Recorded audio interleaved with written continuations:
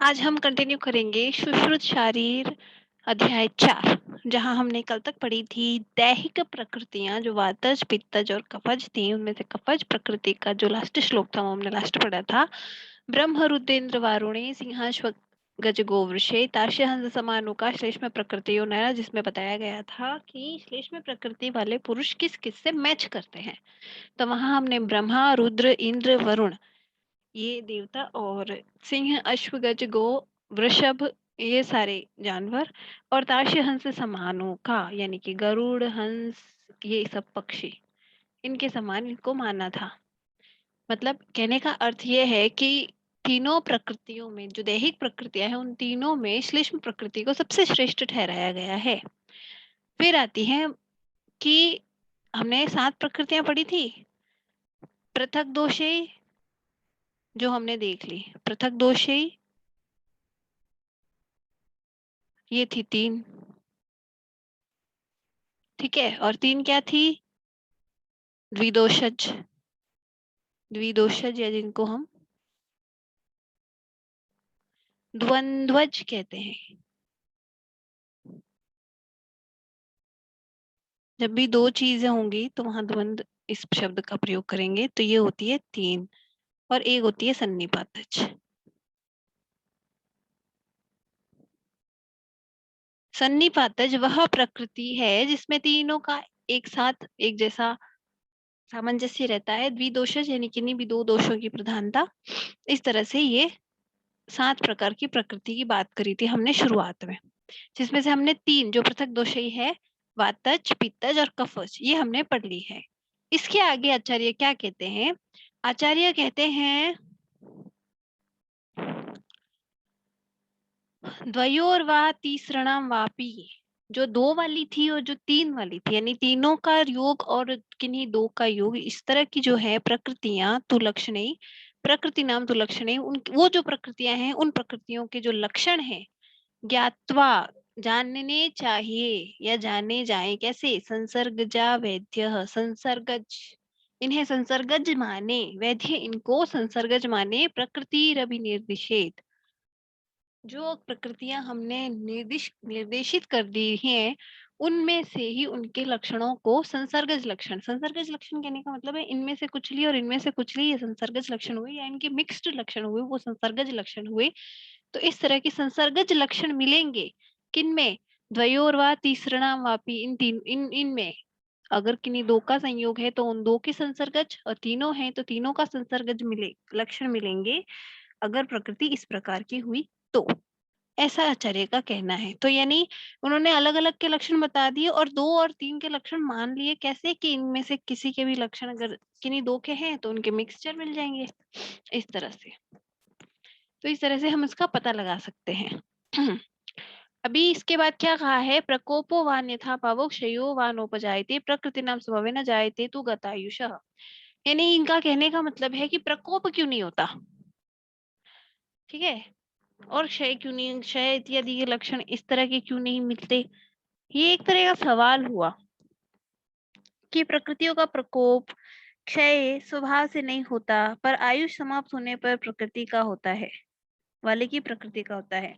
कहने का मतलब है कि जिस प्रकृति का मनुष्य है यानी जैसे कि वातिक प्रकृति का पुरुष है, हाँ जी माउस, कोई वातिक प्रकृति का पुरुष है, ठीक है। अभी इसमें जो वात के लक्षण हैं ये कभी अन्यथा भाव को प्राप्त नहीं होते, ना ही इनका क्षय होता है।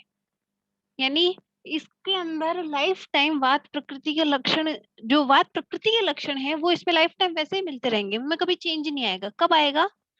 स्वभावेन जायतु गतायुषः, जब गतायुष हो जाता है ना मनुष्य, तब इस प्रकृति के लक्षण जो स्वभाव वाले हैं वो आने बंद हो जाएंगे। अन्यथा किसी भी सूरत में प्रकृति के लक्षण कभी खत्म नहीं होते। इंसान की प्रकृति जो उसकी ये प्रकृति है वो दैहिक, वो तभी बदलती है जब वो गतायुष हो जाता है, यानी जब उसकी मरणासन स्थिति होती है। यानी उसको मरणासन जान लेना, गतायुष जान लेना चाहिए। ऐसा आचार्य कहते हैं कि अगर किसी के प्रकृति के स्वाभाविक लक्षण जो उसके हमेशा से मिलता है, अभी हम जो बचपन से मिलते आए हैं उनके अकॉर्डिंग उसकी प्रकृति का निर्धारण कर ले, मान लो किसी में वाती प्रकृति के लक्षण मिल रहे हैं जन्म से ही, और अचानक से उसमें पत्तिक या कफज प्रकृति के लक्षण में या वात प्रकृति के लक्षण मिलने कम हो जाए, तो ये समझ लेना चाहिए कि उसकी बॉडी अब जवाब देने लगी है, अब वो गतायु हो गया है। ठीक है। विष जातो यथा कीटो न विषेण विपत्यते। अब ये वाली लाइन है, जैसे अब अष्टांग हृदय सूत्र स्थान के पहले अध्याय में भी इसी तरह का एक श्लोक मिलता है, विषेण न विष कृमि ऐसे करके, बिल्कुल वही इसका भी अर्थ है कि जैसे विष में जन्म लिए हुए कीट को कभी विष नहीं लगता, यानी वो विष से वो अपने विष से कभी नहीं मरता, वो उसी विष के साथ पैदा हुआ है इस वजह से। तो जिस प्रकार विषजात कीट को उस विष से कुछ नहीं होता, उसी प्रकार तद्वत प्रकृतियों मरते शक्नुवंती न बाधितुम। तो इसलिए जिस प्रकृति का वो मनुष्य है उसको वो कभी बाधित नहीं करती है, उसके मरने तक भी। ठीक है।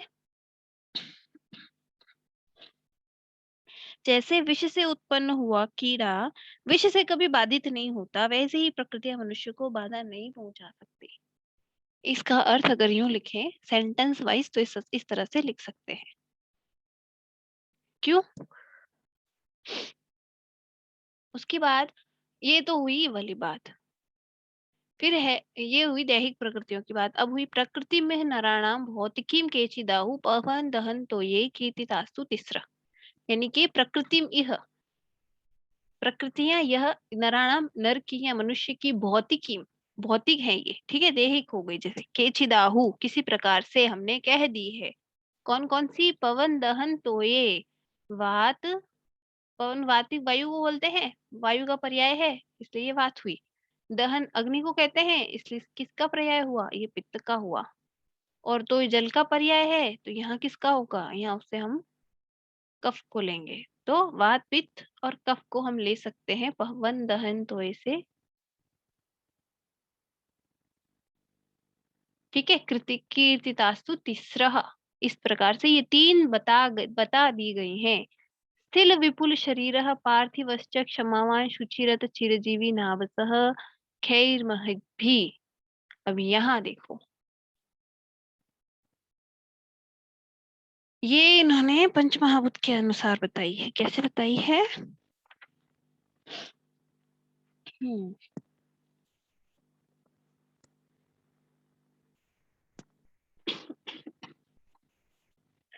इन्होंने कहा है कि वात पित्त और कफ के माध्यम से हमने वायु, पंचमहाभूत होते हैं उसमें से, उसको क्या है, पंचमहाभूत कौन कौन से हैं? आकाश, वायु,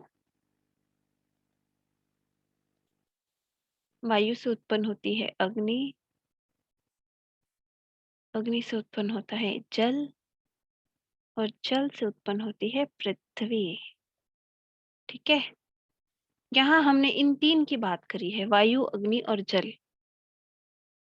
वायु से उत्पन्न होगा तो वात के जैसा होगा, अग्नि से होगा तो ऑब्वियसली पित्त के जैसे लक्षण मिलेंगे, और जल से होगा तो कफ के जैसे लक्षण मिलेंगे। उन्होंने तीनों का नाम बराबर यूं लिख दिया है कि पवन दहन तो ये, हमने इन तीनों का वर्णन कर दिया है। जब वात पित्त और कफ का वर्णन करेंगे तो इन तीनों का अपने आप वर्णन हो जाता है। लेकिन अगर उनकी प्रकृति में महाभूत के अनुसार अगर हम इन दो के भी लक्षण देखने चाहें, आकाश और पृथ्वी के, तो हम कैसे देखेंगे?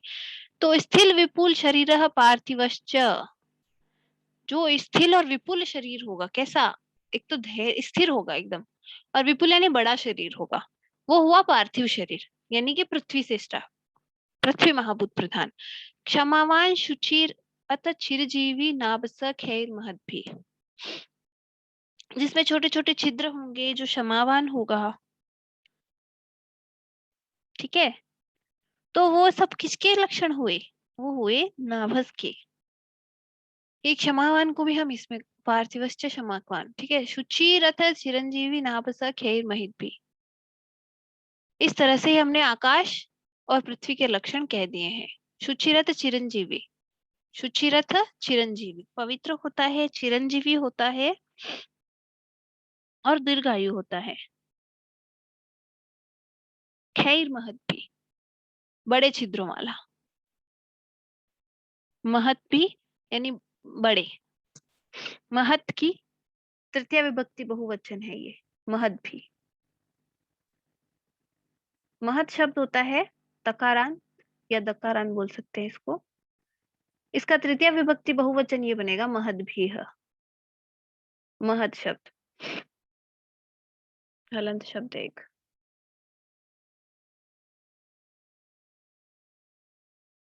उसका तृतीय बहुवचन है महद भी, तो खैर महद भी, ये भी तृतीय बहुवचन है, ये भी तृतीय बहुवचन है, यानी बड़े छिद्र, बड़े छिद्र वाला। नाबस से, नाबस यानी नाबस और मतलब आकाश से, और पार्थिव से यानी पृथ्वी से। इसे शुचि पवित्र, चिरंजीवी यानी लंबी आयु वाला, खैर महद भी बड़े छिद्रों वाला, और पार्थिव से क्या, क्षमावान और स्थिर विपुल शरीर। ठीक है, अंडरस्टूड। आगे बढ़ू। Yes ma'am. ओके, आगे बढ़ते हैं। शौच मास्तिक्यम अभ्यासो वेदेषु गुरु पूजनम प्रियातिथित्व मिज्या च ब्रह्म कायस्य लक्षणम। अब हम यहाँ से शुरू कर रहे हैं क्या, रज सत्व रज और तम, जो ये मानसिक है, मानस दोष, ये जिनको मानस प्रकृति बोलते हैं, मानस प्रकृति, उनका वर्णन करते हैं। इनको शुरू में नहीं बताया है, उसको इनको तो फिर भी बताया है, इसके साथ प्रकृतियां होती है और फिर उनके लक्षण बताए हैं, लेकिन यहाँ तो यहीं से शुरू कर रहे हैं। फिर जैसे ही सात माइनस प्रक्रिया खत्म होगी, वहां लिखा होगा कि ये सात सात्विक थे, इस तरह से। तो क्या लिखा है, शौच मास्तिक्यम अभ्यासो वेदेषु गुरु पूजना। शौच यानी पवित्रता, आस्तिक्य यानी आस्तिक, आस्तिकता जो होती है, आस्तिक्य बोलते हैं अगर किसी की आस्तिक स्थिति है, मतलब जो आस्था रखता है, ऐसा मनुष्य, उसको हम आस्तिक बोलते हैं। ठीक है, और इस गुण को आस्तिक्य बोलते हैं। आस्तिक वो मनुष्य है, आस्था वो रखता है, और ये गुण है आस्था रखने का, इसको हम आस्तिक्य बोलते हैं। ठीक है, शौच यानी पवित्रता रखने वाला, आस्तिक्य यानी आस्था रखने वाला, अभ्यासो वेदेशु गुरु पूजनम, वेदों में अभ्यास रखने वाला और गुरु पूजन करने वाला। ठीक है, प्रिय अतिथि त्वम मिज्या च, अतिथियों की तरफ प्रेम से माहौल करने वाला या अतिथियों का सत्कार करने वाला। मिज्या ये होता है यज्ञ करना। ठीक है, मृज्या यज्ञ करना, ये सब क्या है, ब्रह्म काय से लक्षण, ये ब्रह्म काय के लक्षण है। तो सात्विक के अगर लिखे मानस प्रकृतियां होती है तीन, और इन तीनों के भी टाइप्स होते हैं। पहली होती है सात्विक, सात्विक में हम सबसे पहले पढ़ रहे हैं, सात्विक को यहाँ नहीं लिखते, इसके सबसे ज्यादा टाइप्स हैं, यहाँ लिखते हैं। सात्विक के सबसे पहला मतलब टाइप है ब्राह्मकाय।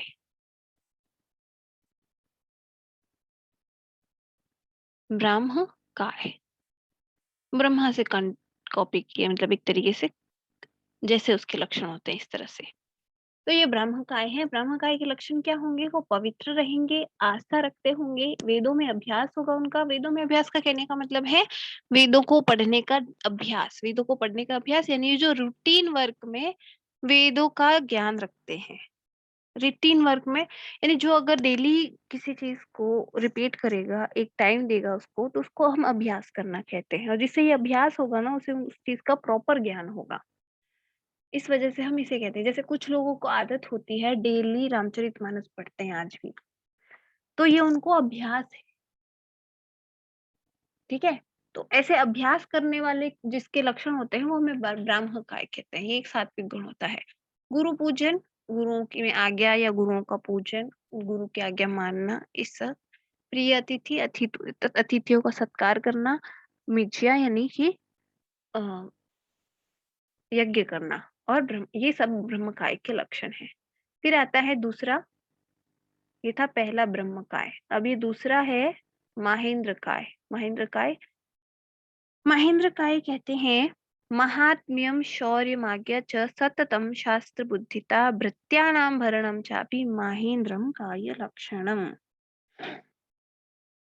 महात्म्यम यानी बड़ापन, महत यानी बड़ा, और महात्म्यम यानी जो हमेशा बड़ा बड़ा पर्सन जो होता है ना, अपने एल्डर्स जो होते हैं वो हमेशा कैसे सोचते हैं, वो दूसरों का भी सोचते हैं। तो इस तरह की जो सोच रखने वाला होता है उसको हम बड़ा सोचने वाला या बड़प्पन बोलते हैं। ठीक है? तो बड़प्पन जिनमें होता है, जो महात्म्यम, महत, अपनी सोच को महत रखते हैं बड़े की तरह, वो। ठीक है? और शौर्यम, शौर्यम, ठीक है? यहाँ शौर्यम इतना वर्ड है। शौर्यम जो शूर होते हैं, शूरवीर एक तरह से। ठीक है? आज्ञा, जिनमें आज्ञा का स्वभाव होता है, या दूसरों की आज्ञा मानने का या फिर दूसरों को आज्ञा देने का, इस तरह का स्वभाव होता है। ठीक है? शस्त्र सततम शास्त्र बुद्धिता, जिनकी हमेशा शास्त्रानुसार आचरण करने की बुद्धि होती है। शास्त्र बुद्धि होती है सतत। सतत शास्त्र बुद्धि मतलब शास्त्रों में जैसा लिखा है वैसे ही बुद्धि हमेशा चलती रहती है। ऐसा नहीं है कि शास्त्र को ही फॉलो कर रहे हैं, उनकी बुद्धि नेचुरली ऐसी होती है। सततम शास्त्र बुद्धिता इसको कहेंगे। भृत्यानाम भरणम, नौकरों का हमेशा ध्यान रखने वाले होंगे, एक तरीके से नौकरों का पालन पोषण करने वाले, वो हुए भृत्यानाम भरणम। ये सब महेंद्र काय के लक्षण हैं। तो दूसरा है सात्विक प्रकृति में हमारा महेंद्र काय। ठीक है? फिर है तीसरा, तीसरा है हमारा वारुण काय। वारुण काय क्या है? तो शीत सेवा सहिष्णुत्वम पैंगल्यम हरिकेशता प्रियवादित्वम इत्येतत् वारुणम काय लक्षणम। इसे 5 लक्षण बताए हैं। सबसे पहले है शीत सेवा, उनको हमेशा शीत का सेवन प्रिय होता है। ठीक है?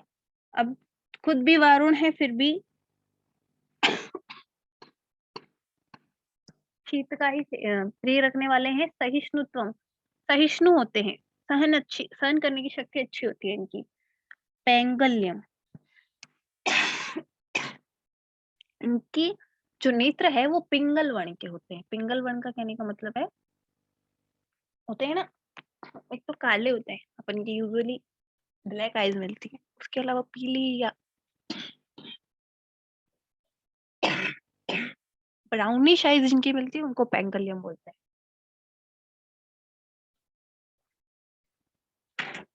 पिंगल वर्ण तो पैंगल्यम।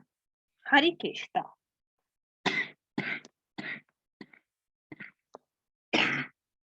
अब हरे केश तो मिलते नहीं है, तो इनको हम कपिल, हरि किसका पर्याय है? कपि का भी होता है। और जो कपिल वर्ण है वो कपि से ही निकला है, यानी कि बंदर के जैसे जैसे केश होते हैं, रेडिश टाइप के होते हैं। कपि जिस बंदर को कहते हैं उसके रेडिश टाइप के बाल होते हैं, रेडिश टाइप का होता है इसका कलर। वो व्हाइट वाले बंदर को नहीं बोलते। तो उस कपि के जैसे जिसके बाल हुए वो कपिल हुए, और उसी कपि को हम हरि पर्याय भी देते हैं। तो हरि केशता यानी कपिल वर्ण के जिनके बाल होते हैं। ठीक है? वो इसमें आएंगे। 1 मिनट में पॉज कर रही हूँ। कंटिन्यू करते हैं। हरिकेशता, हरि मतलब बंदर जो होता है, ये कपि जिसको कहते हैं। हरि के 2 पर्याय हैं, ये तो हरि हम विष्णु को भी कहते हैं और कपि को भी कहते हैं। यहाँ हम कपि लेंगे क्योंकि केश उसके जैसे लेने, कपिल, कपिल वर्ण के।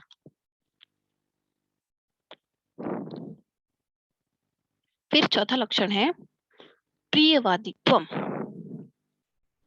यानी मीठा बोलना, जो मधुर भाषण करने वाले होते हैं, मीठा बोलने वाले, वो लक्षण। तो ये 5 लक्षण हैं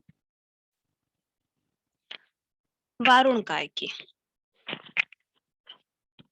यहाँ देखने वाली बात है कि आंखों का कलर और बालों का कलर दोनों को अलग बताया है।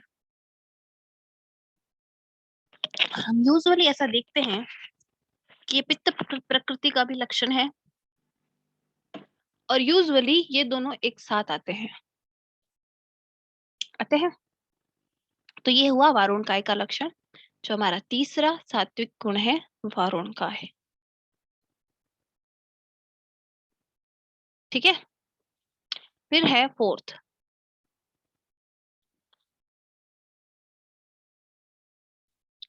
मध्यस्थता। मध्यस्थ रहते हैं ये, कोई पक्ष नहीं लेते, पार्शियलिटी बिल्कुल नहीं होती इनके मन में। अगर कोई दो पक्ष झगड़ रहे हैं तो, या कुछ भी नहीं हो रहा है, फिर भी दो पक्ष बने हुए हैं, तो इन दोनों में से किसी का पक्ष नहीं लेंगे, ये मध्यस्थी रहेंगे हमेशा। सहिष्णुता, टॉलरेंस पावर अच्छी होती है इनकी, ठीक है, बहुत सहिष्णु होते हैं।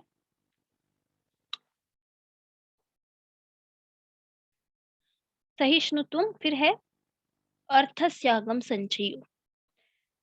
इसका अर्थ है धनोपार्जन और संचय करने का स्वभाव। अर्थस्यागम संचयो, अर्थ का आगम और संचय दोनों का स्वभाव होता है इनका। अर्थ यानी धन का आगम और संचय, इनको इनकमिंग करने का भी और संचय करने का, दोनों का स्वभाव होता है, ठीक है।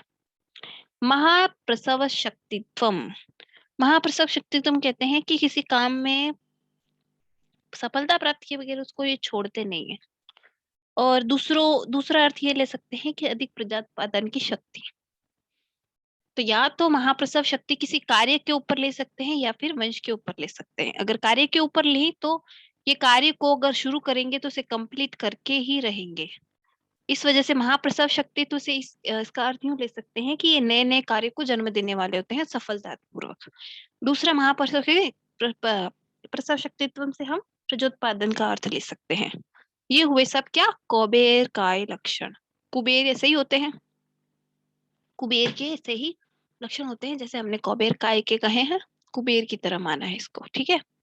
तो ये हुए कुबेर, कुबेर काय, 4 हो गए। अभी 5वां है गांधर्व काय। गंधमाल्य प्रियत्वम, यानी खुशबू और सज के रहना और परफ्यूम वगैरह लगाना, हमेशा टिप टॉप रह के खुशबू, मतलब अब खुद खुद में से अच्छी स्मेल आए, इस तरह से रहने के जो शौकीन होते हैं उनको ले सकते हैं। नित्यवादित्र कामिता, नृत्यवादित्र कामिता, इनको नृत्य और वादन की हमेशा इच्छा रहती है, यानी ये डांसिंग एंड सिंगिंग या गाने सुनना, ये इनकी हॉबीज में आएगा। खुद ऑल टाइम टिप टॉप रहना, तैयार होके रहना, अपने ऊपर परफ्यूम वगैरह यूज करना, नित्य वादित्र इन सब के ऊपर काम करना, विहारशीलता, घूमने के शौकीन, ये है गांधर्व काय लक्षण, ठीक है। गंधर्व काय, गंधर्व जो होते हैं उनके ऐसे लक्षण होते हैं, गांधर्व काय को उनके जैसा माना है, ये भी सात्विक गुण है एक, ठीक है। ये 5 हो गए। अभी छठा, जिसको हम याम्य सत्व कहते हैं। याम्य सत्व, याम्य सत्व के लक्षण है प्राप्तकारी, दृढ़ोत्थानो। यामी बोलते हैं मनुष्य को। अभी मानुष काय भी तो बोलना ही पड़ेगा ना, सात्विक गुणों में मानुष को तो छोड़ेंगे नहीं। तो प्राप्तकारी दृढ़ोत्थानो, प्राप्तकारी का मतलब है कि जब तक कुछ प्राप्त नहीं हो रहा हो, ऐसा उसके बिना कोई कार्य नहीं करेंगे। उनको सबको कुछ प्राप्त करने की इच्छा होती है तभी कुछ करते हैं। मनुष्य की ये क्वालिटीज होती हैं, मनुष्य ऐसे ही होते हैं। दूसरा है दृढ़ोत्थानो, दृढ़ होते हैं, उत्साह हमेशा इनका दृढ़ होता है, ठीक है। निर्भय, डरपोक नहीं होते। स्मृतिमान, स्मृतिमान मतलब याद रखने वाले होते हैं, स्मरण शक्ति अच्छी होती है। शुचि, शुचि यानी पवित्रता या स्वच्छ रहने की इच्छा, ये होती है मनुष्यों के अंदर। राग मोह मद द्वेषेर वर्जितो यामी सत्ववान, यहाँ उन्होंने यामी सत्व के अंदर इनसे विमुक्त कहा है, राग मोह मद और द्वेष से। यूजुअली मनुष्यों के अंदर ये होते हैं, लेकिन अगर सात्विक मनुष्य है तो उसमें ये नहीं होते हैं। इस अकॉर्डिंग यहाँ सात्विक मनुष्य को लेते हुए कहा है, ये सारे गुण सात्विक मनुष्य के होते हैं। इस और याम्य काय के अंदर सात्विक मनुष्य के गुण डाले गए हैं, ठीक है। सात्विक मनुष्य के गुण क्यों डाले हैं, क्योंकि अगर तेजसिक या राजसिक या तामसिक गुण है तो फिर वो दूसरों के अनुसार हो गए ना। जब प्रॉपर सात्विक मनुष्य का जो मानुष लक्षण होगा वो इस तरह का होगा, प्राप्तकारी, दृढ़ उत्साह वाले, निर्भय, स्मृतिमान, शुचि, राग मोह मद द्वेष वर्जितो। राग, मोह, मद और द्वेष से वर्जित। अब ये चार क्या है? राग यानी किसी भी चीज में राग होना, आसक्ति होना। मोह, किसी चीज से मोह होना। मोह और राग में थोड़ा सा फर्क है। राग मतलब कोई चीज आपके ऊपर, आपको अच्छी लग रही है इस वजह से प्रभाव डाल रही है। मोह, वो आपको अपनी लग रही है इस वजह से आप उसको अपने से दूर नहीं करना चाहते, इस चीज को मोह कहते हैं। मद, किसी चीज का मद हो जाना, नशा चढ़ना। और द्वेष, किसी चीज से घृणा होना। ठीक है, ये चार गुण जिनमें नहीं होते वो याम्य सत्व वाले होते हैं। ये हुआ हमारा छठा याम्य सत्व। और फिर सातवां है ऋषि सत्व या ऋषि काय। इस तरह से ये 7 होते हैं हमारे सात्विक। सात्विक को हम 7 बोले हैं। ठीक है, अभी लास्ट हम ऋषि काय ले लेते हैं। जप, व्रत, ब्रह्मचर्य, होमाध्ययन, सेवनम। इनको जप करना है, व्रत करना है, ब्रह्मचर्य रखना है, होम करना है, अध्ययन करना है। इन सब की जो सेवा करने वाले होते हैं, यानी सेवा करने वाले नहीं, सेविनम, यानी ये रेगुलर बेसिस पे जो ये काम करते हैं, क्या? जप करना। जप, जप यानी मंत्र इत्यादि का जप, रिपीटेडली इनको बोलना, उनको जप कहते हैं। व्रत बोलते हैं। जप और तप में यही फर्क होता है, जप के अंदर हम जाप करते हैं और तप के अंदर हम किसी चीज का त्याग इत्यादि करके अपने आप को तपाते हैं, उसको तप कहते हैं। तो जप करना, ब्रह्म व्रत करना, व्रत एक तरीके से तप हो गया। व्रत में ये ध्यान रखना कि हाँ इस टाइम यही चीज खानी है और उसके अलावा कुछ भी ऐसा नहीं करना, या इस टाइम सिर्फ व्रत। एक और भी बात है कि ऋषियों के अनुसार देखा जाए तो व्रत का मतलब ये नहीं होता कि आपने खाना पीना छोड़ा है सिर्फ, या हमने ये नहीं, उसके अंदर ये होता था कि व्रत के अंदर आपने धारण किया है कि व्रत, हमने मौन व्रत धारण किया तो हम बोलेंगे नहीं, हमने ये व्रत धारण किया है कि हम बना हुआ खाना नहीं खाएंगे तो कंदमूल ही खाएंगे, तो इस तरह के व्रत धारण होते थे, है ना। तो ये होता है व्रत। उसमें खाली एक ये चीज नहीं है कि हमने खाने खाने के मामले में नहीं होता। व्रत व्रत के मामले में आप रख सकते हैं। मान लो कि आपने ऐसे होता है ना कि हम 2-3 घंटे के लिए डिजिटल चीजें यूज नहीं करेंगे, तो ये भी एक तरह का व्रत है, इसे हम व्रत कहेंगे। ऐसा व्रत भी धारण करना, ये भी एक व्रत में ही काउंट किया जाएगा। तो ऐसा अगर किसी का स्वभाव है ऐसे व्रत धारण करने का, तो वो भी वह ऋषि सत्व में ही काउंट होगा। ब्रह्मचर्य, ब्रह्मचर्य ब्रह्मचर्य 8 नियमों के अकॉर्डिंग माना जाता है। इसमें दर्शन और एकांत वासन वगैरह बहुत कुछ होते हैं, तो उनमें से किसी का भी नहीं, सबका पालन करने वाले जो होते हैं उनको ब्रह्मचारी बोलते हैं। ब्रह्मचर्य का पालन करने वाले होते हैं ये। होम, होम और अध्ययन से भी। होम यानी जब ये जो यज्ञ इत्यादि होते हैं वो सब कुछ करना, पूजा वगैरह करना, वो होम हुआ। और अध्ययन, अध्ययन, अभी अध्ययन में कुछ भी अध्ययन कर सकते हैं खुद के संतोष के लिए। पहले कोई इस तरह का अध्ययन नहीं होता था जैसे आजकल होता है। अपनी मर्जी से कोई भी ग्रंथ उठा के उन्हें पढ़ना, स्वाध्याय जो जिसको हम कहते हैं उसको अध्ययन कहा जाता है। तो अध्ययन इन सब चीजों का जो नित्य सेवन करते हैं, ज्ञान विज्ञान संपन्न, और जो ये सब काम करेगा वो ज्ञान विज्ञान से संपन्न तो होगा ही सही। ठीक है, तो इसको हम ऋषि सत्व कहेंगे। ये हुए हमारे 7 सात्विक मानस प्रकृतियां। सब तैते सात्विक का काया, ये 7 सात्विक काय है। राजसास्तु निबोध में, अब हम राजस का जो राजस काय है उनको बताएंगे। तो ये 7 जो सात्विक काय है वो समझ में आ गए? या किसी में सवाल? यस मैंने एक बार फोर्थ फोर्थ वाला रिपीट कर दो, को वेर जब व्रत ब्रह्मचर्य होम, ये फिर से पूछो ना, आवाज क्लियर नहीं आई। फोर्थ को वेर का है। कौबेर काय, ओके। कौबेर काय का लक्षण था मध्यस्थ जो होते हैं, किसी लड़ाई झगड़े में नहीं पड़ते। कभी भी ऐसा देखा है कि किसी भी तरह के युद्ध वगैरह में, पौराणिक कथाएं इतनी सुनी होगी, उनमें किसी भी युद्ध इत्यादि के अंदर कुबेर की स्थिति आती है? फंडिंग भी नहीं करता वो युद्धों की, इतना मध्यस्थ है। फंडिंग करेगा तो एक साइड करनी पड़ेगी, अब कोई साइड लेनी पड़ेगी, तो मध्यस्थ था। ये सबसे बड़ा गुण है कुबेर का। आपको ना खाली इतना सा लेके चलना है, ये समझना हो तो कि जो नाम दिया है ना उस नाम से रिलेटेड पर्सन की तरफ ध्यान से देख लो। ब्रह्म काय के अंदर ब्रह्मा की तरफ देख लो, महेंद्र काय में इंद्र की तरफ देख लो, वरुण काय में वरुण की तरफ देख लो, वैसे के वैसे कुबेर काय में कुबेर की तरफ देख लो। कुबेर ऐसा वो है पर्सन जिसने मध्यस्थता कभी नहीं छोड़ी। कभी भी किसी भी युद्ध में, मतलब दुनिया इधर की इधर हो गई, प्रलय पे आ गई ना, फिर भी ये बंदा अपनी जगह से नहीं हटा, है ना। इसने कभी भी किसी भी पक्ष को नहीं लिया, ना देवताओं की तरफ गया ना दानवों की तरफ, ये अपने में ही मस्त रहा। कभी किसी युद्ध को फंडिंग भी नहीं दी, यूं नहीं कि देवताओं की तरफ से हेल्प करके फंडिंग दे दे, ये भी नहीं किया इसने कभी। वो है कुबेर। दूसरा ये सहिष्णु है, इसके पे कुछ भी आ गई ये भाग के किसी के पास नहीं गया कि मुझे बचाओ।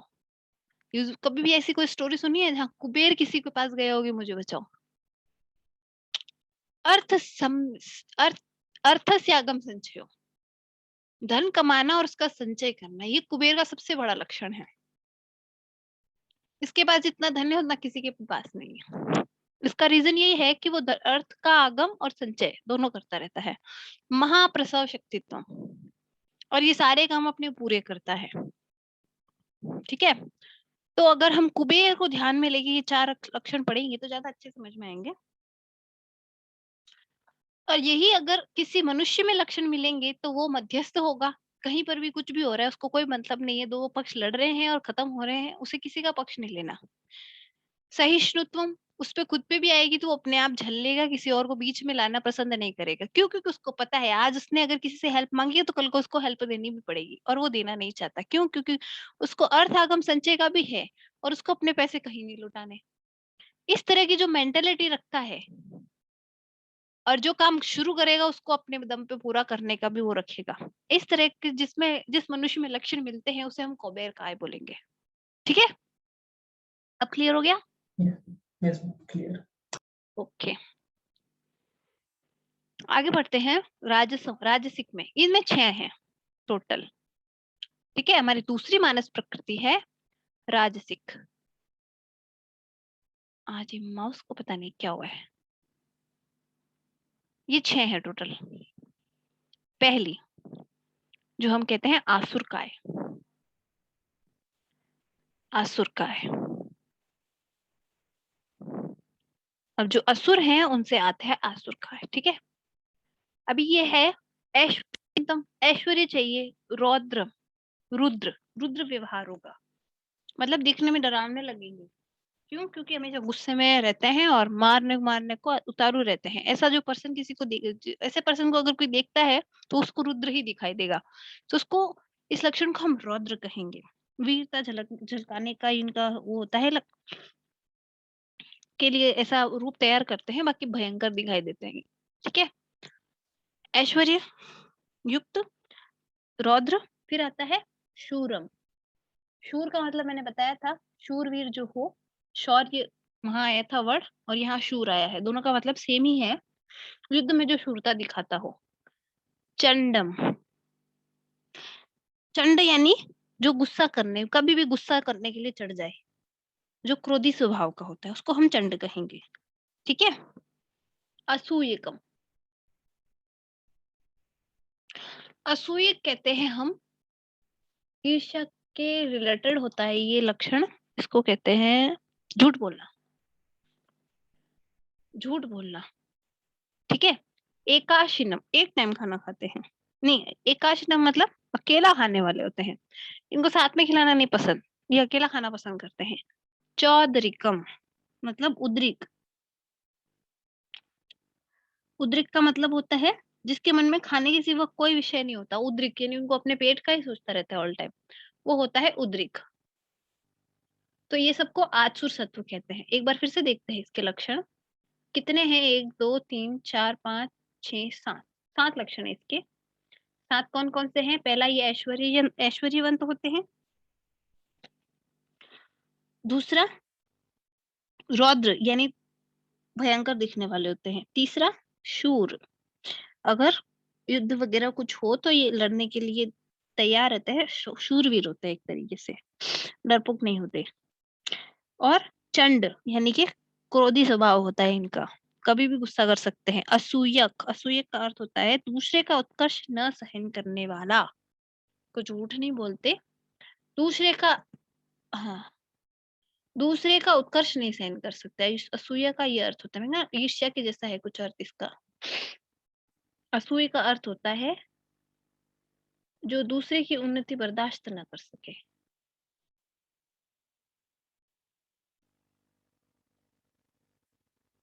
उन्नति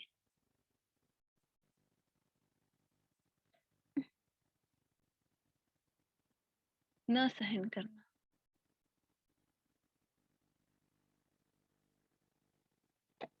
ये हुआ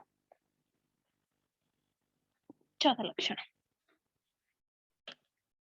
ठीक है, चौथा नहीं, पांचवा है।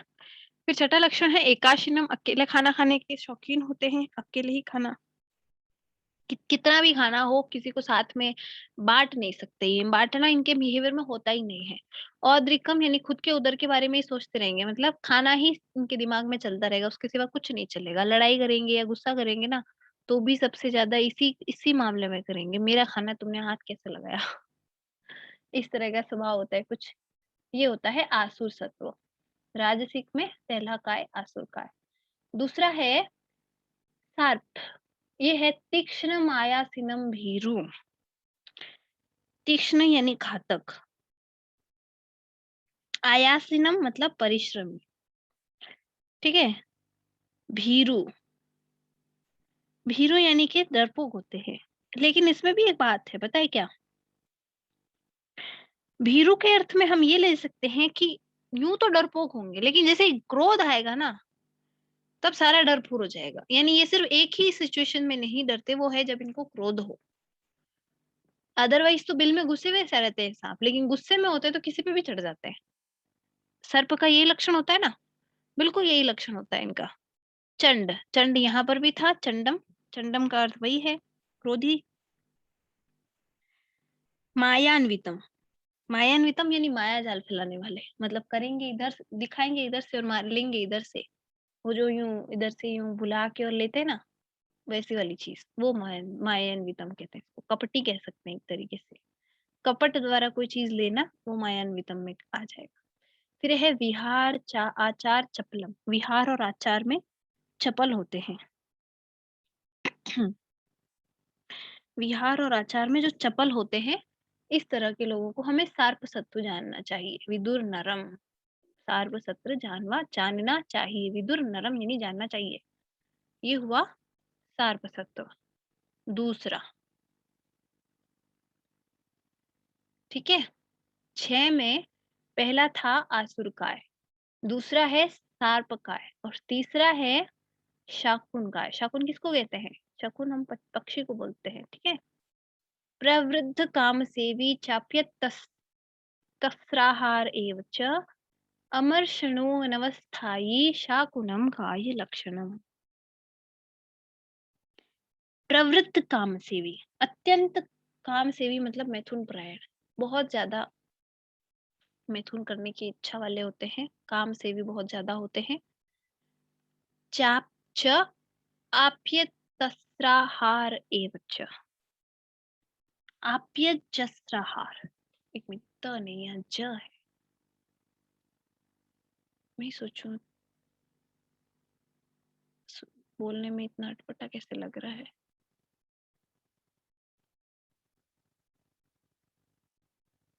आप्यजस्राहार शेव च, अजस्राहार निरंतर खाने वाले, अजस्र यानी निरंतर। ठीक है, अजस्र आहार निरंतर खाने वाले एवं अमर्षणों, अमर्षणों का अर्थ होता है असहिष्णुता। ठीक है, अमर्ष असहिष्णुता।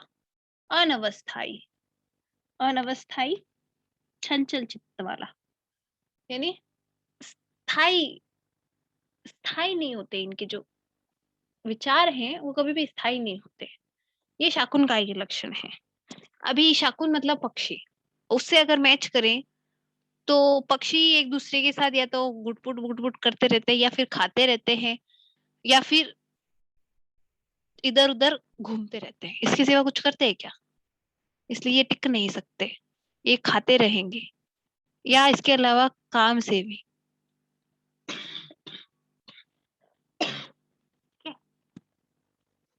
और अगर लास्ट होता है अमर सिंह। सही सहन से कुछ नहीं होता। तो जैसे पक्षी होते हैं वही शकुन का लक्षण हो गया। ठीक है, फिर आगे बढ़, ये तो हमारा तीसरा राजसिक लक्षण शकुन का है।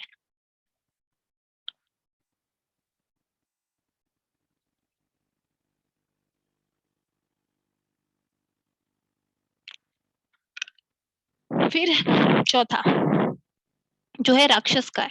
राक्षस और असुर में फर्क है।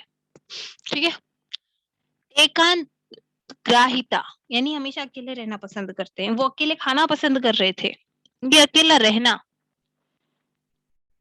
यानी अकेले रहना नहीं। एकांत ग्राहिता है, मतलब अकेला अगर कोई होगा तो उसको ग्रहण करने जाएंगे। ठीक है, यानी जो अकेला होगा उस पे हमला करेंगे। कोई अकेला है उसी पे ग्राहिता दिखाएंगे। रौद्रम, रुद्र भयंकर होते हैं। असूय, किसी की उन्नति सहन न करना। धर्म बाह्यता, यानी कि धर्म अधर्म का आचरण करने वाले। धर्म बाह्यता का अर्थ है अधर्म का आचरण करने वाले, धर्म से बाहर ही रहते हैं, धर्म के कभी अंदर नहीं जाते। वृत्तमाश्रम वृषमात्रम तमश्चापी, नहीं, वृषमात्मस्तव तवश्चापी।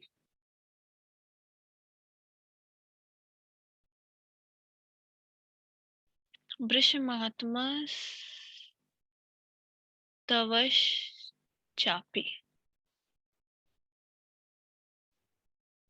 इसका अर्थ होता है अत्यंत आत्मश्लाघा, यानी कि अपनी ही हमेशा मतलब हमेशा खुद की ही तारीफ करने वाले। वृत्तमाश आत्मस्तवश्चापी, मैं लिख देती हूँ वर्ड को। वृष मात्मस्तव, खुद की ही तारीफ करते रहते हैं ऑल द टाइम, इनको खुद की तारीफ करना ही पसंद होता है। ये राक्षस का लक्षण है। फिर से एक बार बताती हूँ। एकांत ग्राहिता, अगर शत्रु या कोई भी शिकार या जिसके ऊपर भी इनको कुछ काम करना है वो अगर अकेला होगा तब हमला करेंगे। एकांत ग्राहिता। रौद्र भयंकर दिखने वाले होते हैं। असूय दूसरे की उन्नति बर्दाश्त नहीं कर सकते। धर्म बाहिता, धर्म के बाहर से ही घूमते हैं, कभी धर्म के अंदर नहीं जाते। और खुद की ही तारीफ करना। वृषमात्मस तवश्चापी, खुद की ही तारीफ करना इनको पसंद होता है, खुद की बड़ाई करते रहेंगे, दूसरे की तो बर्दाश्त ही नहीं कर सकते। ये होता है राक्षस का लक्षण। ठीक है, तो राजसिक का चौथा है राक्षस का है।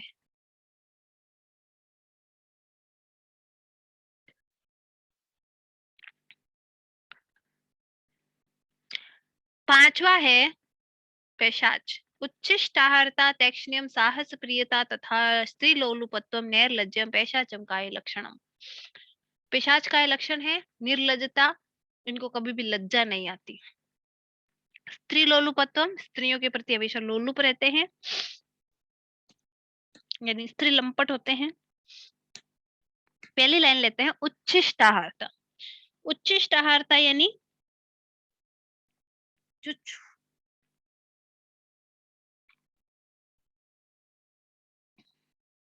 छोड़ा हुआ जो खाना होता है ना उसको खाने की आदत होती है इनकी। तैक्ष्ण्यम, तीक्ष्णता, क्रोधी होते हैं थोड़े। तीक्ष्ण या तीक्ष्ण स्वभाव, यानी जल्दी इनको गुस्सा आ जाता है। इनको कुछ भी मतलब कोई दूसरा हाथ भी लगा ले तो भी यूं लगता है डोंट टच मी, वो वाले होते हैं ना, मतलब कुछ भी बर्दाश्त नहीं करते, जल्दी गुस्सा आ जाता है। इस मतलब गुस्सा आने में भी एक होता है चंडम का अर्थ अलग है और तीक्ष्णम का अर्थ अलग है। चंडम का मतलब है कि उनको कुछ भी मतलब कुछ इधर का उधर होते हुए देखेंगे तब भी गुस्सा कर देंगे। इनका ये है तीक्ष्णम का कि भाई इनको अगर कोई जरा सा भी खटक गया, मतलब इनको आके कोई टच भी कर गया तो ये बर्दाश्त नहीं करेंगे। दोनों में फर्क है थोड़ा। साहस प्रियता, साहस प्रियता यानी इनको साहस की काम मत करना अच्छा लगता है। साहस के काम यानी जो किसी की यहाँ हत्या करके आना या कहीं के कुछ उठा के लेके आना, मतलब इनको अगर आप वो कर दोगे ना चैलेंज, तो ये एक्सेप्ट किए बिना नहीं रह सकते। चैलेंजिंग जो बिहेवियर होता है ना, चैलेंज एक्सेप्ट करने वाला, वो बिहेवियर होता है इनका, चैलेंज वाला, ये होता है साहस प्रियता। ठीक है, तो ये है पैशाच का है। फिर से एक बार इसको देखते हैं।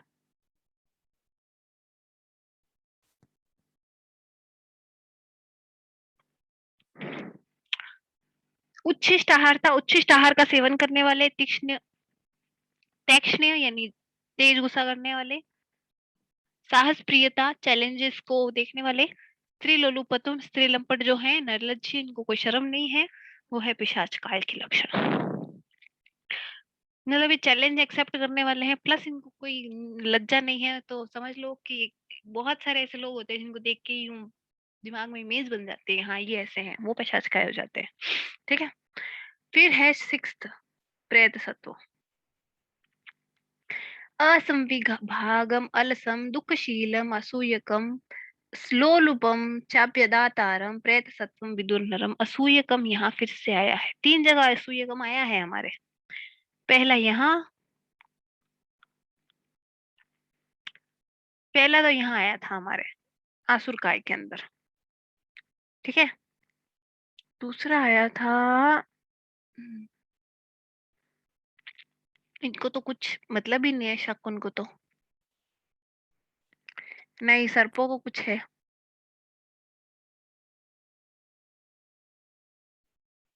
हाँ राक्षस, असुर, राक्षस और फिर प्रेत, इन तीनों के अंदर असूया मिलते हैं।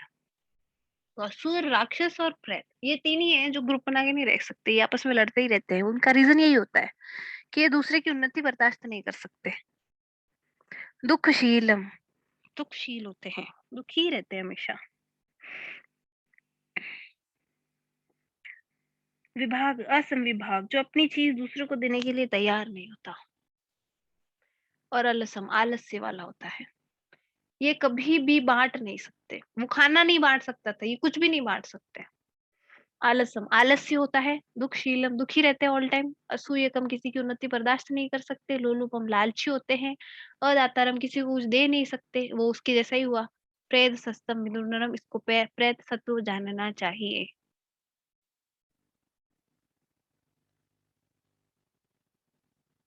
ठीक है, ये 6 हुए राजसिक मानसिक प्रकृतियां। फिर है षडे ते राजसा काया, ये 6 हमारी राजसिक प्रकृतियां हुई तामसांस्तु निबोध में। अब हम तामस प्रकृतियों का वर्णन करेंगे। दुर्मेधस्त्वम, मंदता च, स्वप्ने मैथुन नित्यता, निराकरिष्णुता चैव विज्ञेया पाशवा गुणा। सबसे पहला है पशु। तामस में 3 ही चीजें हैं। पहला पशु,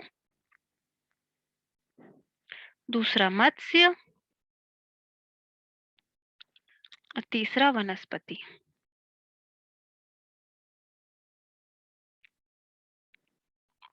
ठीक है, तो पहला हमारा है पशु।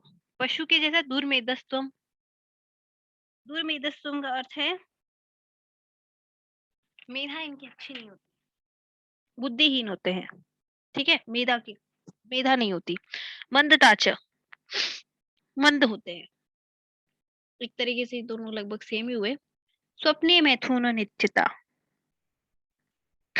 नींद में हमेशा कामुक स्वप्न देखते हैं। स्वप्ने का मतलब सपने इस तरह के देखते हैं वो, सपने इसी तरह के देखते हैं मैथुनी, सपने में इनके ये चलेगा। निराकरिष्णुता, दूसरे की चीज छीन लेने की प्रवृत्ति, उसको बोलते हैं निराकरिष्णुता, या दूसरे के रास्ते में विघ्न उत्पन्न करना, किसी और को भी कुछ नहीं करने देने की जो कोई होती है, उसको हम निराकरिष्णुता कहते हैं। ये सब पाश्विक गुण है और ये पाशव काल में मिलते हैं तामस के अंदर। ठीक है, तामस में दूसरा होता है मत्स्य सत्व, अनवस्थिता, मतलब चंचल रहते हैं, एक जगह नहीं टिक सकते।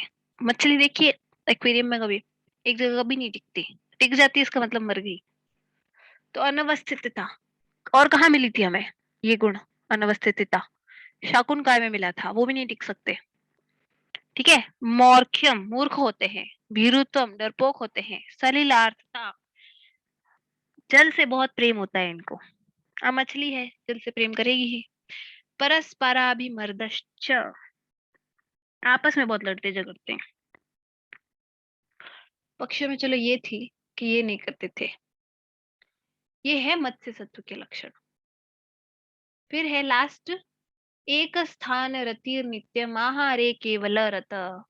एक स्थान पे रुक के खाली आहार में ही रत रहते हैं। वानस्पत्यो नर सत्व धर्म कामार्थ वर्जित। ये वानस्पत्य कहलाते हैं और ये सत्व धर्म काम अर्थ इन सब से वर्जित होते हैं। इनको धन से कुछ नहीं, इनको काम से कुछ नहीं, इनको धर्म से कुछ नहीं, और इनको सत्व से भी कुछ नहीं। ये होते हैं वानस्पत काय। ठीक है, तो ये हुआ वानस्पत काय जो आखिरी है। इत्यते त्रिविधा काय प्रोक्ता वे तामसास, तथा इस तरह से तामसिक जो प्रकृति है मानस प्रकृतियों में जो तीसरी है उसके तीनों प्रकार हमने देख लिया। अभी इन टोटल 7 + 6 + 3 यानी कि इन 16 के अंदर जो 16 मानस प्रकृतियां हैं, इनमें कोई सवाल तो पूछ लो फटाफट, फिर मैं चैप्टर खत्म करती हूँ। नो। ओके। काया नाम प्रकृति ज्ञात्वा, कायों की अलग अलग प्रकृति को जानकर त्वनुरूपा क्रियाचरित उसी के अनुरूप क्रिया करनी चाहिए। महाप्रकृति श्वेता सत्व रजस तम कृता, इनको हम महाप्रकृति बोलते हैं। जो सत्व रज और तम से कृत है उनको हम महाप्रकृति कहते हैं। ठीक है, प्रोक्ता लक्षणता सम्यक विषक्ताश्च विभागित, इनको लक्षणता हमने सम्यक प्रकार से कह दी है। विषक को हमेशा इसी के ऊपर के विचार करके फिर ही चिकित्सा करनी चाहिए, क्योंकि आफ्टर ऑल ये सारे चैप्टर लिखे किस लिए गए हैं? विषक के द्वारा चिकित्सा करने के लिए लिखे गए हैं। और हम इन प्रकृतियों को जान के क्या करेंगे? अगर हमने देखा है पर्सन को और उसकी ये प्रकृति है तो उसके अकॉर्डिंग हमें मेडिसिन देनी है कि भाई कि इसकी ये प्रॉपर्टीज है, तो ये किस तरह की मेडिसिन लेगा, किस तरह की नहीं लेगा। क्या समझाएंगे तो मानेगा। कई बार ये होता है कि हमें विपरीत बोलना पड़ता है। अभी जैसे एग्जाम्पल दूं, मेरा भांजा है घर में, वो चलो मान के घर से बाहर निकल के भाग गया। अभी अगर उसको बोल दूंगी कि वापस घर में मत आना, मैं दरवाजा बंद कर रही हूँ, तो पक्का घर में आएगा। अदरवाइज कितना ही बोल दो आजा आजा आजा, नहीं आएगा। ये लक्षण है उसका। जब आपको पता चल जाएगा कि प्रकृति क्या है, उसके अकॉर्डिंग अगर आप उसकी चिकित्सा करोगे तो आपको भी ये पता होगा कि इसको क्या कहूंगा तो ये क्या मानेगा। उस अकॉर्डिंग आपको भी आसानी रहती है। इसलिए ये इतनी जरूरी है, और कोई रीजन नहीं है। इसलिए प्रकृतियां बताई गई है। तो 7 देहिक प्रकृतियां और 16 मानस प्रकृतियां, इनको एक बार ध्यान से पढ़ लेना। ऐना में भी काम आती है और यहाँ पर भी मान लो किसी एक प्रकृति के लक्षण पूछ लें। अगर आपको संस्कृत में श्लोक याद नहीं होता है तो कोई बात नहीं, आपको पता होना चाहिए किसके कितने लक्षण हैं, और नाम से पता चल रहा है किसके जैसे हैं तो अंदाजे से भी लिख सकते हो। बस क्या है कि इनकी ना रीडिंग है ना 4-5 बार लगा लेना। इन श्लोक्स की श्लोक लिख लेना प्रकृतियों के, 7 प्रकृतियों के अलग। उनके में तो इतना कुछ खास नहीं है, उसमें तो तुम ऐसे ही लिखोगे तो भी लिखने में आ जाएंगी। एक बार पता चल गया है ना कि पैतृक के अंदर क्या होता है, समझ में आने के बाद उसमें कुछ नहीं है। इसमें याद रखने का ज्यादा रहता है, उसमें भी ये खास तौर से ये वर्डिंग्स। तो अगर आपने ये श्लोक कई बार रिपीटेडली पढ़ रखे हैं ना, तो आपको ये जो टर्मिनोलॉजी है वो यूज करना सीख जाओगे। एक बार वो जब हैबिट में आने लगती है ना, फर्स्ट ईयर है अभी तक ये चीजें हैबिट में नहीं आई, अगर एक बार ये वर्डिंग्स हैबिट में आने लग जाती है तो एग्जाम में आराम से लिखे जाते हैं। अदरवाइज लिखने कुछ जाते हैं और लिख कुछ जाते हैं। क्यों? क्योंकि एक मात्रा का भी अर्थ में बहुत फर्क पड़ जाता है संस्कृत के अंदर। इसलिए ये ध्यान देने वाली बात है। दूसरा, यहाँ संधि समास इत्यादि का ध्यान और विभक्ति का ध्यान रखना। इससे 2 फायदे हैं। पहला कि वो चीजें रिपीट हो जाएंगी तो याद रह जाएंगी, अनुवाद वगैरह में काम भी आएंगे। और दूसरा, भूलोगे नहीं कि वो अर्थ, वो जो शब्द था वो किस अर्थ में कहा गया था। ना उसका विसर्ग भूलोगे, ना उसकी मात्रा भूलोगे। ठीक है, वरना यूजुअली क्या होता है कि हम विसर्ग मात्रा कुछ भूल जाएं, कुछ इधर का उधर लगा दें तो अर्थ का अनर्थ हो जाता है।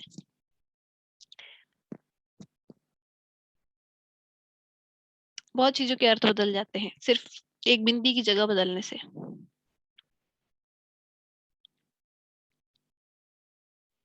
अभी एग्जाम्पल याद नहीं आ रहा वरना बताती है। तो इस तरह से हमारी सुश्रुत का जो ये अध्याय है ये हमारा पूरा हो गया है। इसकी पीडीएफ सिर्फ संस्कृत में भेज दूंगी तो कोई प्रॉब्लम तो नहीं है। मैं इसकी संस्कृत की पीडीएफ तो अभी भी भेज सकती हूँ। हिंदी का अर्थ मैंने इसका लिखा नहीं है अलग से, क्योंकि ये मिल जाती है कहीं भी इजीली, इसलिए नहीं लिखा था। दूसरा, इसकी संस्कृत की पीडीएफ में भेजने से पहले कल क्या करूंगी, इसके अंदर जो जो श्लोक इस तरह के हैं जिनकी सप्रसंग व्याख्या पूछी जा सकती है उनको हाईलाइट कर दूंगी, उसके बाद सेंड करूंगी। इससे क्या एक फायदा मिल जाएगा क्या कि जो सप्रसंग व्याख्या करने के प्रश्न है वो इजीली मिल जाएंगे। और मेरे पास में कंप्लीट पीडीएफ इन एनोटेशन के साथ सेव्ड नहीं है।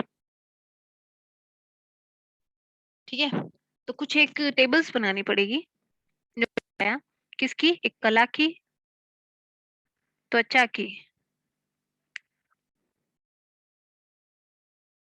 और चाहो तो प्रकृति की।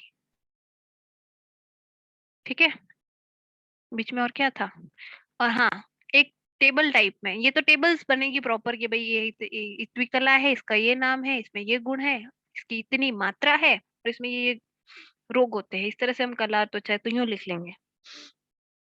एक लिस्ट टाइप बनानी है, जैसे वृक्क है कैसे बना, यकृत है कैसे बना, ठीक है, हृदय है कैसे बना, जीवा है कैसे बनी, इनकी एक लिस्ट बना लेना। ये छोटे प्रश्न में अगर पूछ लिया जाए तो वो प्रश्न मिस नहीं होना चाहिए।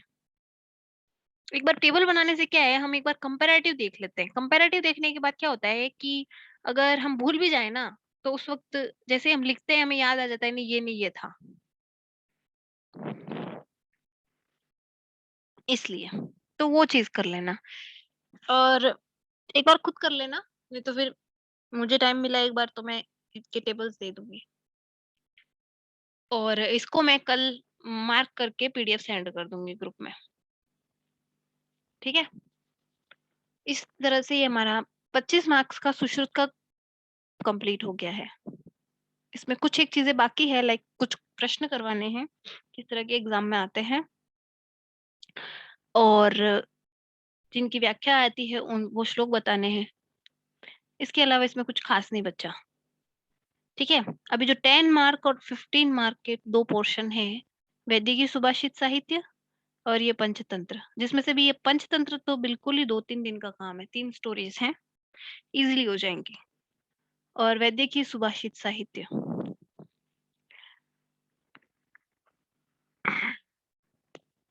इसके हैं 10 चैप्टर्स, काफी सारे श्लोक हैं उनमें भी, छोटे नहीं है, बट मेन मेन जो श्लोक हैं वो बता दूंगी, सारे नहीं बताऊंगी। और कुछ एक की हिंदी बता दूंगी जिनके डायरेक्ट क्वेश्चन पूछे जा सकते हैं उस तरह के। तो ये 15 नंबर का ये पोर्शन हो जाएगा। ये वाला पोर्शन अगर हो जाए तो ये 50 नंबर का है, यानी 50% पेपर से बनता है इन 3 बुक्स से, जिसमें से उसका 50% यानी 25% सिलेबस संस्कृत के पेपर का ये एक चैप्टर रखता है। यानी सोच लो कितना इंपॉर्टेंट है और किससे कितने सवाल बन सकते हैं।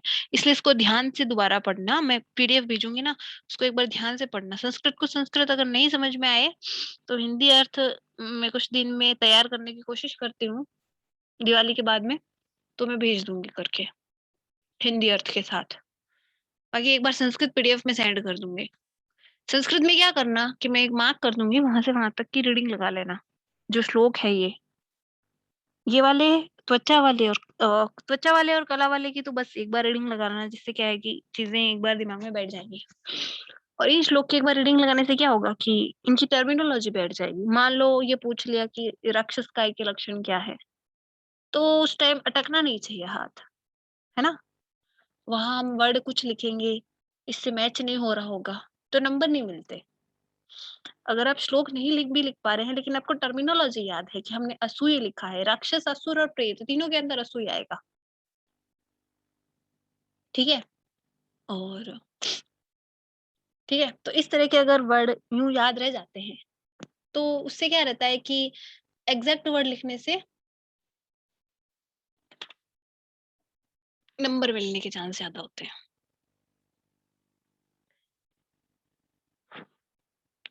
और हिंदी अर्थ जब लिखूंगी ना तो मैं वो सीधा सीधा वो वर्ड लिख दूंगी, राक्षस का है देन वो वर्ड, जिस वर्ड का अर्थ जानने की होगी कि हाँ ये अर्थ जानना चाहिए उसका ब्रैकेट में लिख दूंगी। और इससे यह मेन शब्द याद रह जाएगा ना, तो वो इजी रहेगा, एग्जाम में लिखना इजी रहता है। आप उसका अर्थ नहीं लिख सकते, आपको मेन शब्द लिखना होता है, ठीक है। तो इसी के साथ हम आज की क्लास करते हैं खत्म, सुश्रुत की। इसी के साथ हमारी सुश्रुत का जो शारीरिक स्थान है वो खत्म होता है। इसके अलावा जो चीजें हैं मोस्टली मेरे को ग्रुप में सेंड ही करनी पड़ेगी। एक बार क्या करना, जब इसको अच्छे से पढ़ पाओ उसके बाद कोई दिन करते हैं, तो एक क्लास, एक बार इसके पढ़ने के बाद जो डाउट रहेंगे, अभी मैंने पढ़ाया है उसके बाद कोई डाउट नहीं है, लेकिन जब खुद पढ़ने में आएगा ना, और जब एक बार मैं क्वेश्चन बता ग्रुप में डाल के बता दूंगी किस तरह के क्वेश्चन इसके बनते हैं, तो उन क्वेश्चंस के बाद में जो डाउट आएंगे वो अलग आएंगे। तो वो डाउट अगर थोड़े बहुत हुए तब तो ठीक है, ग्रुप में ही सॉल्व हो जाएंगे मैसेज से। और अगर वहां नहीं होते हैं तो फिर एक क्लास प्रॉपर इनके डाउट की, क्योंकि ये काफी हैवी पोर्शन है, मतलब ये बहुत मान्यता रखता है पेपर के अंदर, 25% पोर्शन है और बहुत बड़ा चैप्टर भी नहीं है, इसलिए तो वो एक इस तरह की क्लास हो जाएगी। एक बार इसको पढ़ लो तो फिर बता देना, फिर जो डाउट आए वो इकट्ठे हो जाएंगे। और एक कभी भी डाउट आए, कुछ भी वापस पढ़ो और उसमें डाउट आए तो प्लीज ग्रुप में पूछ लिया करो, ठीक है। Okay, okay ma'am, good night. Thank you ma'am.